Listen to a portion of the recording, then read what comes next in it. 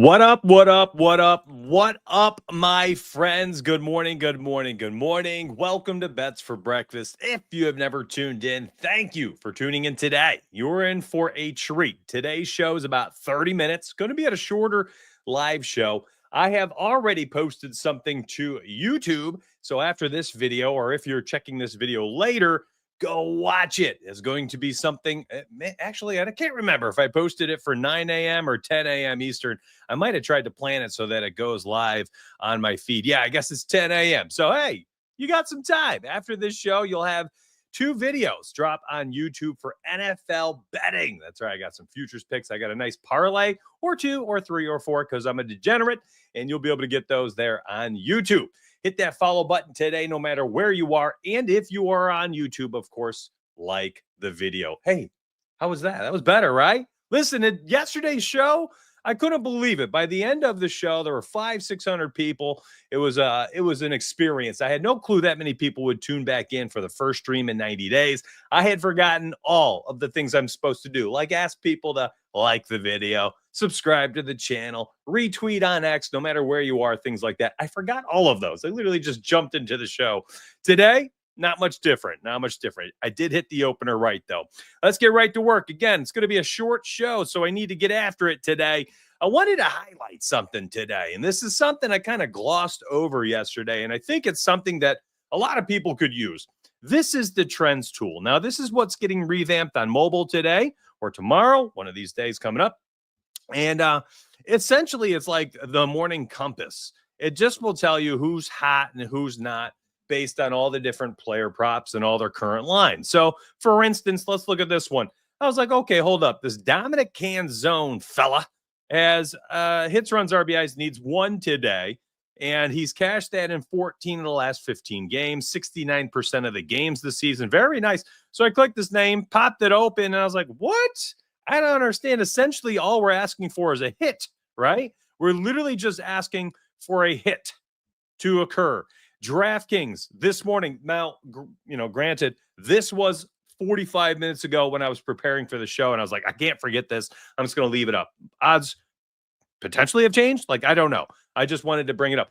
The trends tool showed me that. Now, there are some other things you want to look at, figure out, okay, well, is he, always in the starting lineup? It looks like he has been lately, at least. Who's he going against today? Who's the opposing pitcher? How are his splits against that? Blah, blah, blah, blah, blah. Okay. So that is what you need to do. But what I'm trying to highlight is the fact that the trends tool essentially put me on it. I'm not saying it's a good bet right now. I don't know. I did not research it.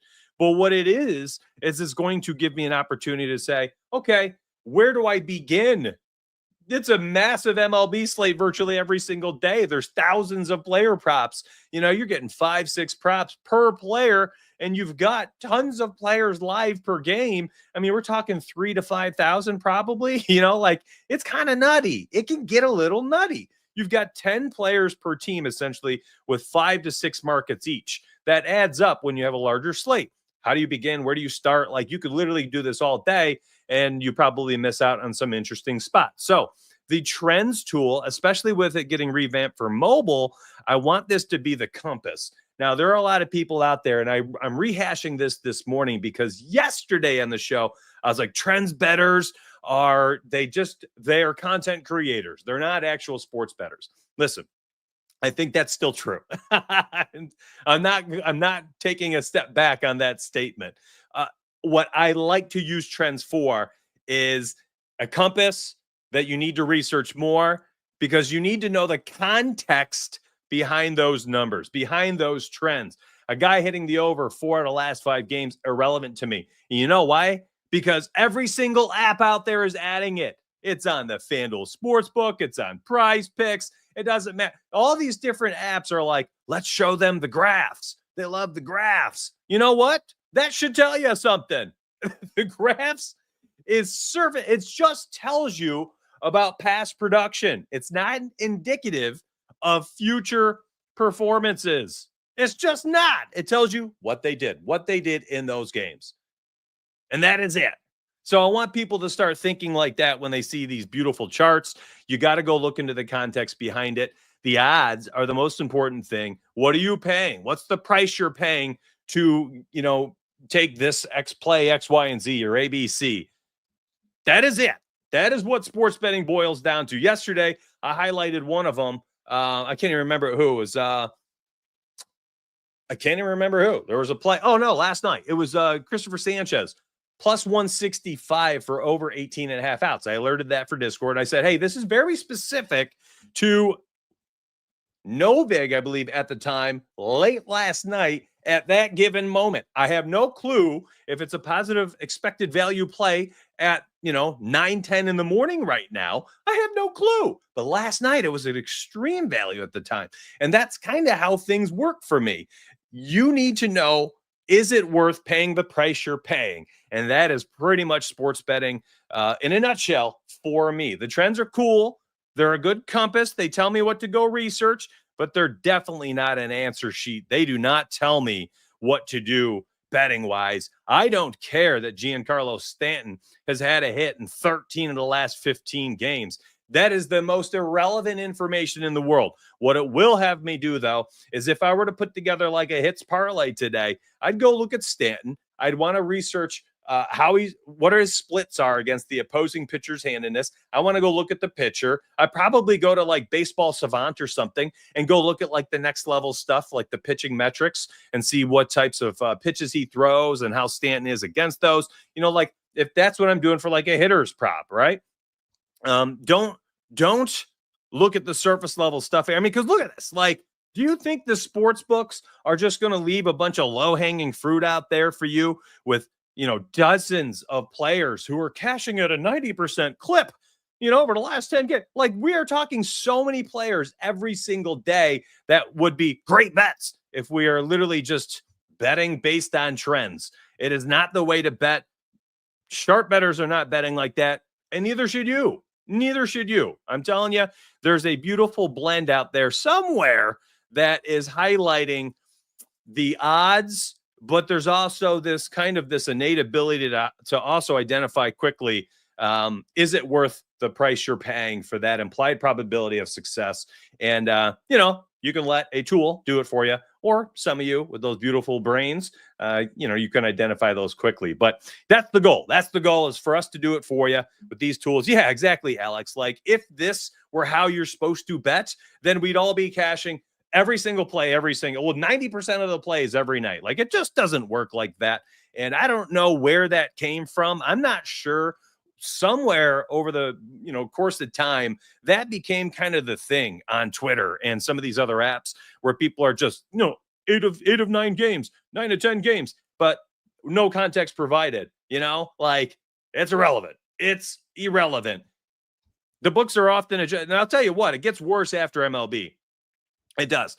Like, if you think Damian Lillard over 24 and a half points is cashed in 8 of the last 9 games, like, you know why? Because his line probably started at 20 and a half. All right. Plus 110. All right. He scores 26. So they move it to 21 and a half minus 105. And he scores 22 points. They leave it there, but they juice it to minus 130. All right. He cashes again. They move it to 23 and a half.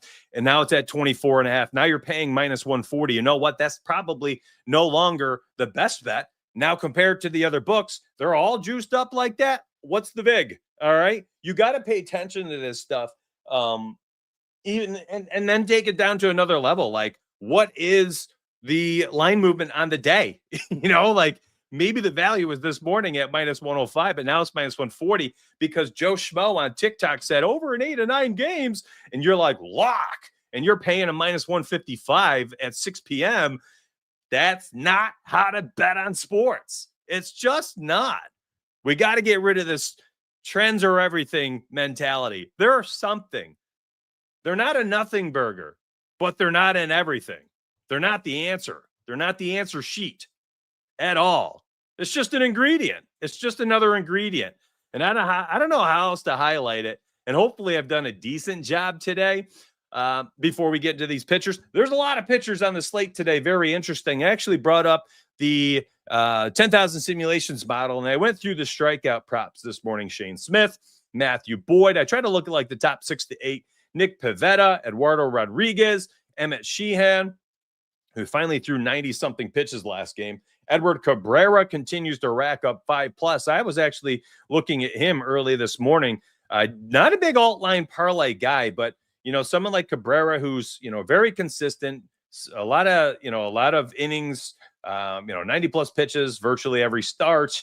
One of those guys could be a very interesting play at 5+.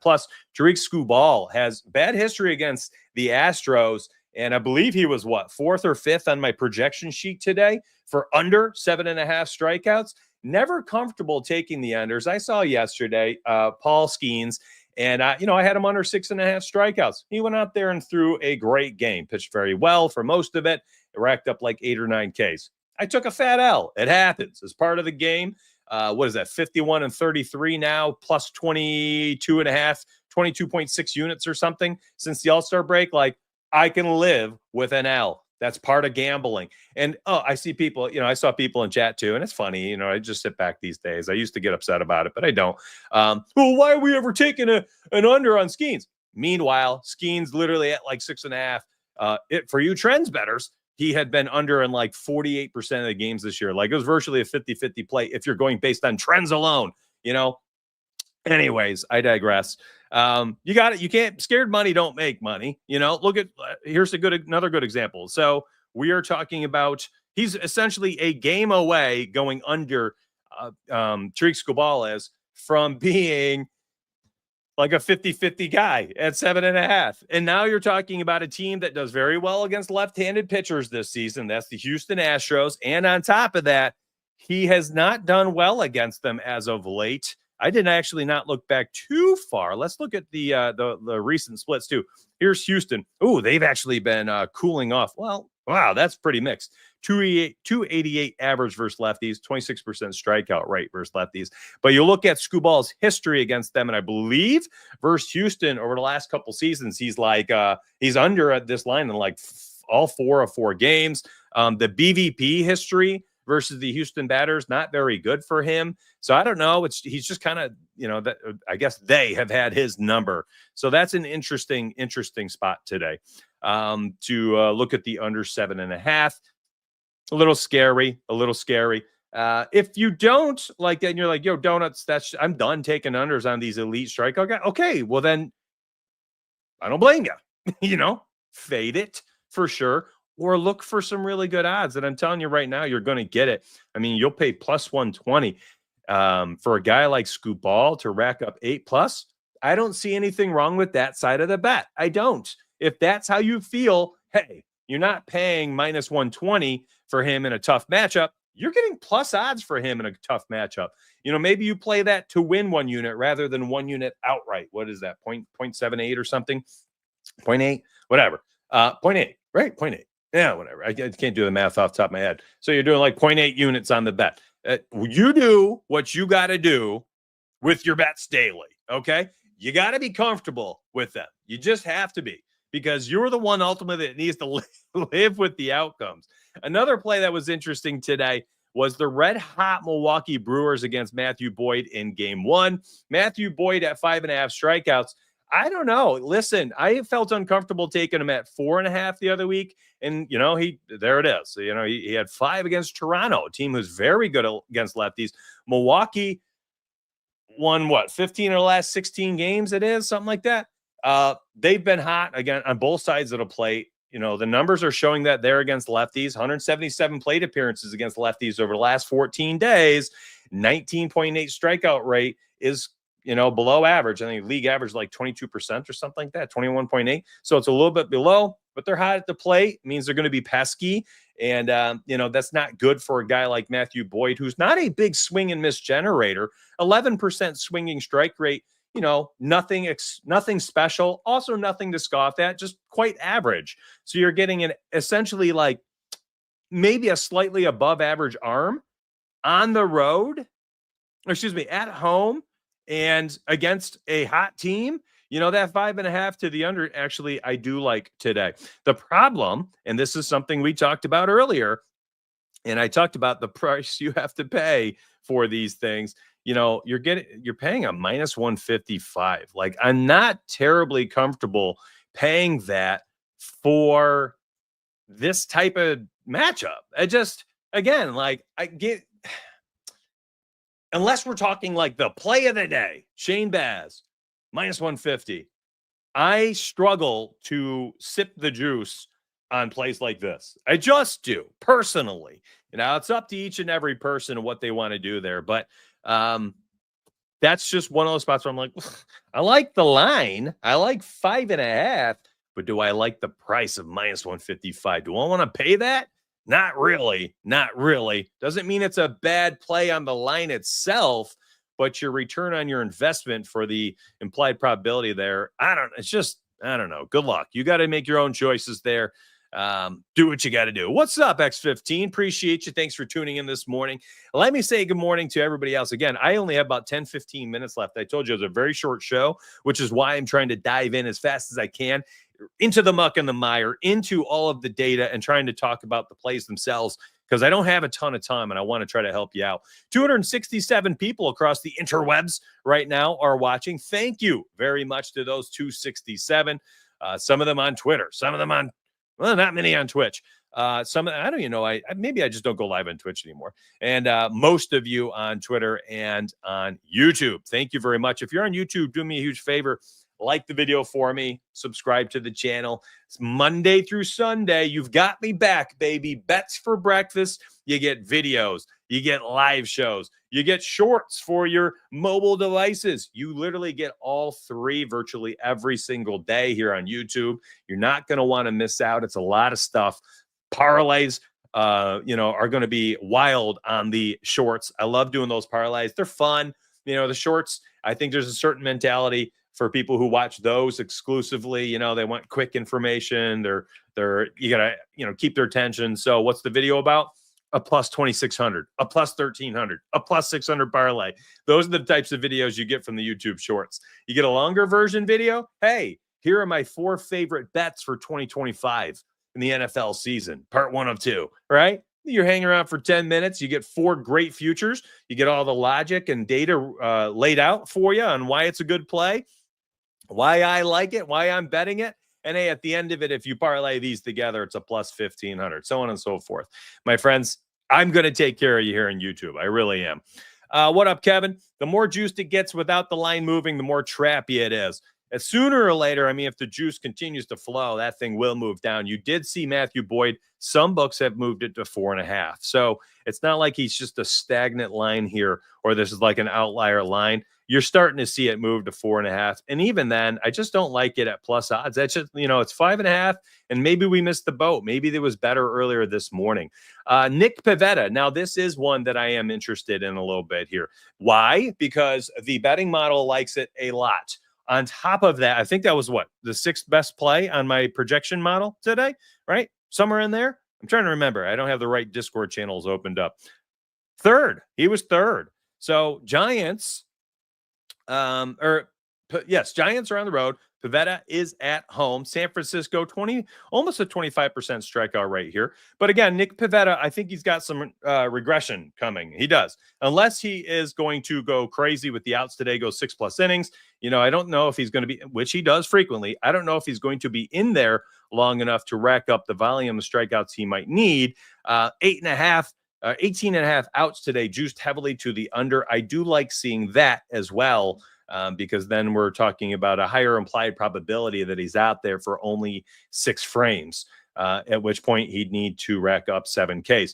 The odds, you can see they just updated while I was within the player card, because I was just looking at it at minus 125 on DraftKings. And I tell you what, at minus 125, I liked Nick Pivetta under 6.5 strikeouts at home against the Giants. At minus 140, I don't like it anymore.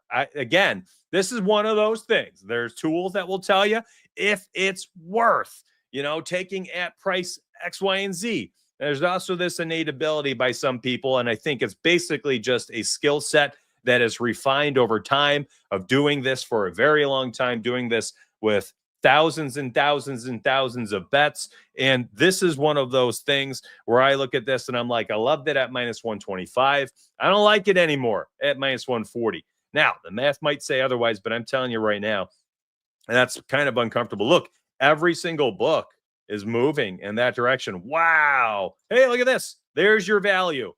Bang. There it is.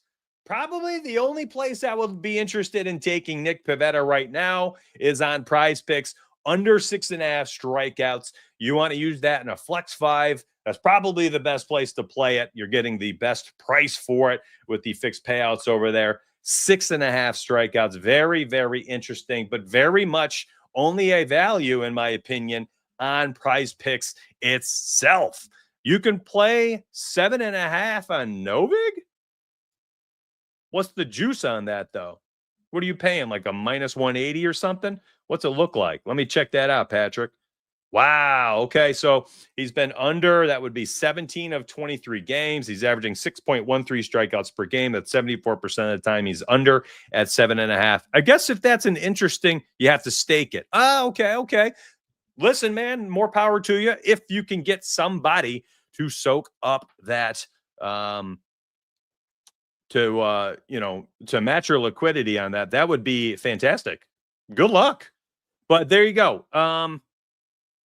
Can I do a few more in the next 5 minutes before I got to go? And here's where I'm stuck. Do you guys want me to do like a quick Q&A like I like to do at the end of the shows? Again, this is very fast. Everything's very fast. I am just trying to load it with information for you today.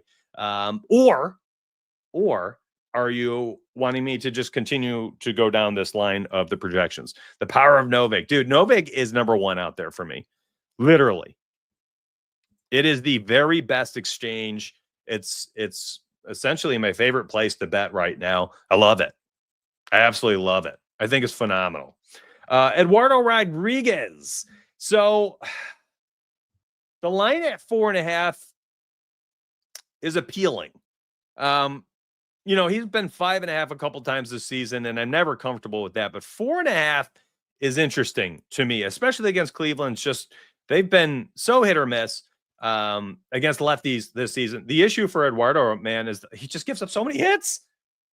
And like, if we get an odd day out there in Arizona, he starts laboring a bit. Every once in a while he gets in trouble with the walks as well. And here's what I like, by the way, is the fact that his walks today, 1.5, isn't like minus 160. And hits allowed, very similar. Like the 5.5 is not like minus 155. I mean, we're talking pretty decent numbers, minus 120, minus 125. That makes me feel a little bit better that, Cleveland's not going to ding them up so much. The outs prop, 17.5. We've seen this year at 15.5, 16.5 for him. Like all the other markets are kind of painting a picture here where Eduardo is going to be efficient for him, could potentially have a better probability of having an efficient game today, at which point then I would like the 4.5 strikeouts to the over. I think there are a lot of times that I am not really interested in taking certain players at certain numbers, regardless of what the price is. But Eduardo is not one of those guys. Like he's very much like, hey, 4.5, I'm always interested and I want to look into it a little bit. So Erod here at 4.5. I don't mind it. I really don't. I don't mind the over 4.5 strikeouts today. I think he could be a really interesting spot today. Maybe even like a 6+ ladder or so. What's up, Jack? I've been tailing your K's blindly because they rock. This is the first time I've heard about the juice and price of odds from an educated point. Thank you, Donuts. I appreciate the info. Hey man, I appreciate you. Thank you very much for the kind words. Honestly, that stuff's super cool to hear. Thank you very much. Honestly, I got to do more of that in Discord. I really do. I got to get inside Discord, and I think part of it's like, if nobody asks the question, I'm not really thinking about it. But when I get up here in front of the camera and I'm back in my teacher mode, I can't help myself. I just start blabbing. I go on tangents. I'm like, ooh, they should know this, and that. And I'm going to tell them. And then I'm going to explain it. And then I'm going to provide examples. Like a teacher, just beating a dead horse. And you're like, oh, come on, move on. And I can't help myself. Emmett Sheehan, this is an interesting one as well. So pitch count was like 60s and 70s. They finally let him go 90+ pitches last game, and he racked up 6 strikeouts. Now, the matchup against the Rockies has been one all season that has been great for right-handed pitchers. The Rockies have been a little bit better as of late, though. Only 20.7% strikeout rate against right-handed pitchers over the last 358 at-bats. And the other side of it is Emmett Sheehan. He's got some interesting metrics beyond just the swinging strike rate of 13%, which is pretty good, my friends. I mean, everybody's going to, drool over Brandon Woodruff. Brandon Woodruff's swinging strike rate's 12%.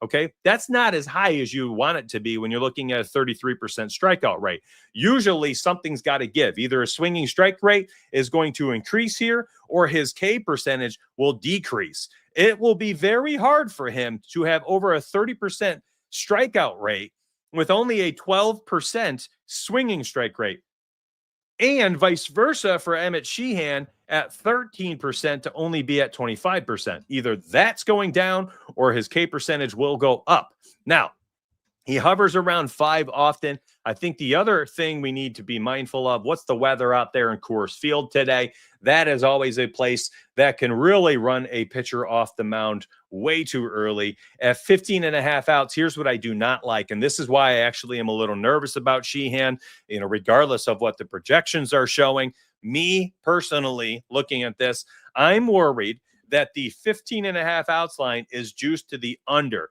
That means we have a higher implied probability that he's out there for only 5 innings, at which point he'd need to be efficient enough to get 6 strikeouts. Can he do that? Absolutely, he can do that. I think there are some other metrics you should probably look at today. What's his earned runs at? 2.5 juice to the over. Fair odds, both sides, essentially other books. How about his walks? 1.5 plus 140 to the over, minus 205 to the under. And hits allowed was what, 5.5? And we got juice to the under. So that's nice to see. But that's like one of those spots where it's like, it's a little convoluted, right? Like, kind of think, the over is a decent play. But then I look at his outs prop and I'm like, oh, I don't like that it's so juiced to the under. Edward Cabrera, hey, you wanted, here's an idea for you. And real quick, again, I'm a minute over when I wanted to bounce. Somebody who likes Shane Baz today, 6.5 strikeouts to the under. All right. And you're like, man, I really don't want to pay a minus 152 or whatever it is now. Edward Cabrera, a guy like this, 4+ strikeouts, maybe that's like a little juice cutter. We love that term. I've been using that for like 3 years. That's my term, baby. Juice cutter. All right. 80+ pitches, 90+ pitches. He gets out there. He does his job. 4+ strikeouts. Cardinals, 25% strikeout rate. Okay, not bad. 273 plate appearances the last 14 days against righties. You get Edward Cabrera, 9.53 Ks per 9, 13% swing strike rate. Again, Sheehan level, 26% strikeout per rate overall. What's his outs prop today? Outs props at 17.5. Like, that's nice to see too. So, maybe that's a nice little juice cutter. Get that down. That, I don't know what you'd get for it, minus 700 or so. You'd probably get your Baz play down to like a minus 121 or something. I don't know. Scubal, we already talked about. How I feel about that one. Hunter Green. Now, this is an interesting one. I will struggle with these types of spots. LA has been brutal against right-handed pitchers. 30.7% strikeout rate last 14 days. This is nothing new against righties this season. They have been very bad.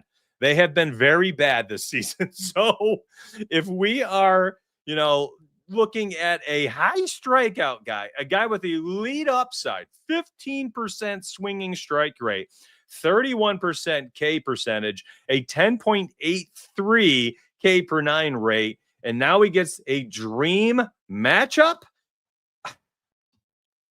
Trends are irrelevant to me here. And Hunter Green is always one of those guys where I'm like, he could be so much better. But he gets himself in trouble.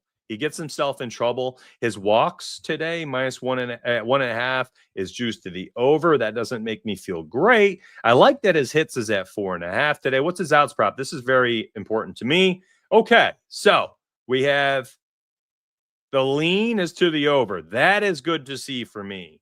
I do like that because when we get, here's 6 frames, 7, almost 9 full, 7. And in these games, that's Washington, Colorado, these 3, I bet his Ks are up. Yep.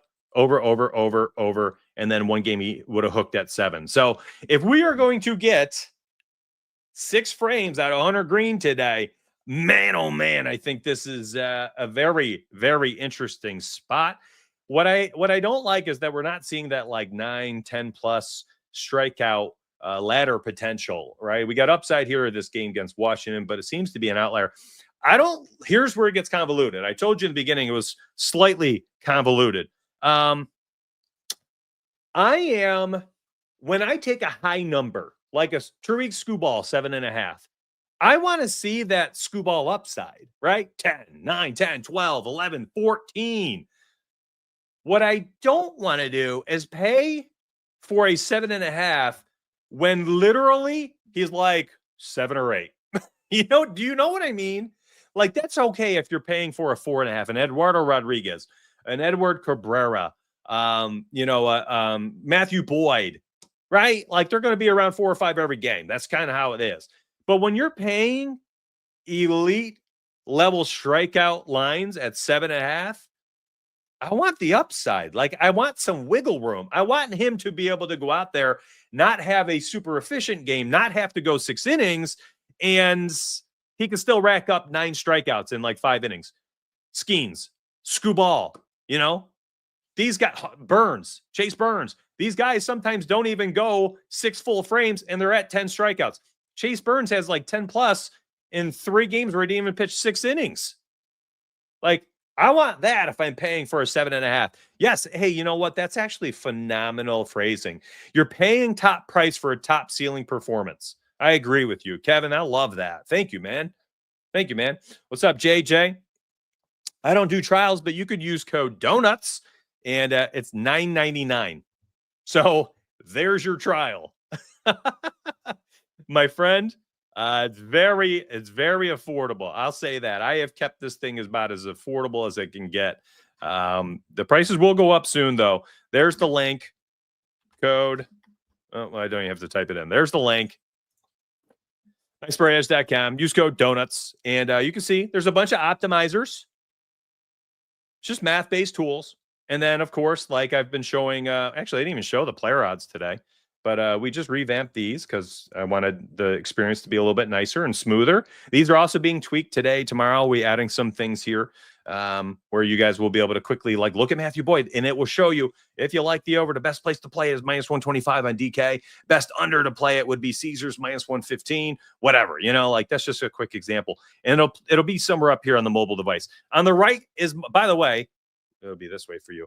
All the way over there, this is the mobile view. This, if you're like, okay, Donuts, well, what is this? This is the PC view. My entire goal today was to show people both. Like, I want you to be able to see, all right, what's PC look like? What's mobile look like?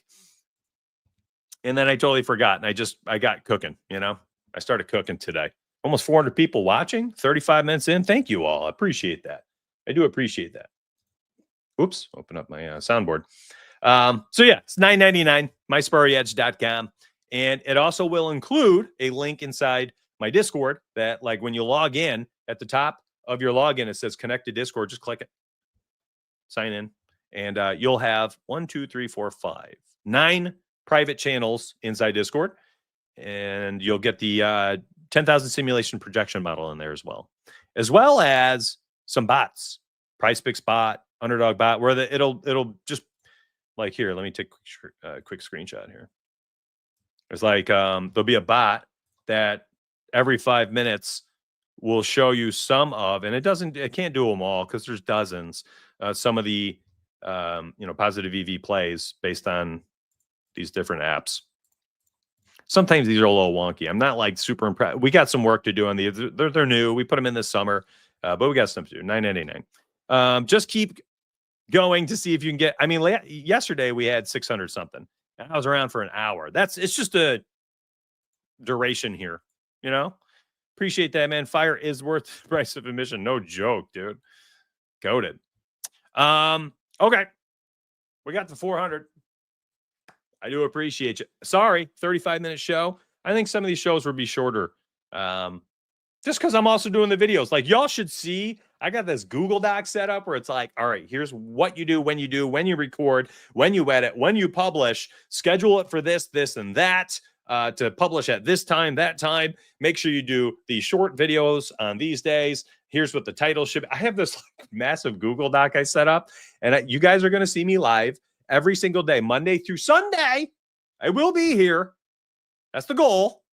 7 days a week for the rest of your life. Now, I don't know about that, but I'll be here. And you'll also get the YouTube videos. I almost stayed around long enough where the YouTube videos went live. So, hey, on YouTube, go over there right now, my friends, youtube.com/MySparryPicks, and you will see new videos. 2 new videos drop in 20 minutes at 10 a.m. And they are NFL betting videos. And I know it's time. You're ready. I'm ready. It's NFL season, man. It is time. Thank you. Thank you so much. Yo, what up, T-Chef? My guy. Appreciate you, buddy. Appreciate you. Thanks for tuning in. Yeah. We just went crazy. We looked at like 8 strikeout props. We looked at some trends and stuff. Anyways, I appreciate you tuning in no matter what, though, still for a hot second. Thank you very much. What up, Chitty? No doubt. Time to get paid, baby. It's time to get paid. Let's go make some money. I'll see you all in Discord later. I got some stuff to do. Watch that YouTube video when it comes out. I'm telling you right now, you'll be entertained. And also, there are 2 different parlays in those videos. The long form videos, like, I don't know, 10, 15 minutes. There's a very long parlay in that one and several picks you won't be able to get anywhere, including my favorite divisional winner. And it was a plus 150. It's gorgeous. And it's my favorite pick, potentially, of the entire futures arsenal that I'm going to be sending out. And it's my favorite one. You're going to be able to watch that in the long form YouTube video in about 18 minutes. And the short form that you'll watch on your cell phone, if you'd like, that has a plus 600 and a plus 1300 parlay in that one. So watch those videos on YouTube. And I will see you tomorrow morning, my friends. I love y'all. Appreciate you. Let's get paid. Oh, that's a good show.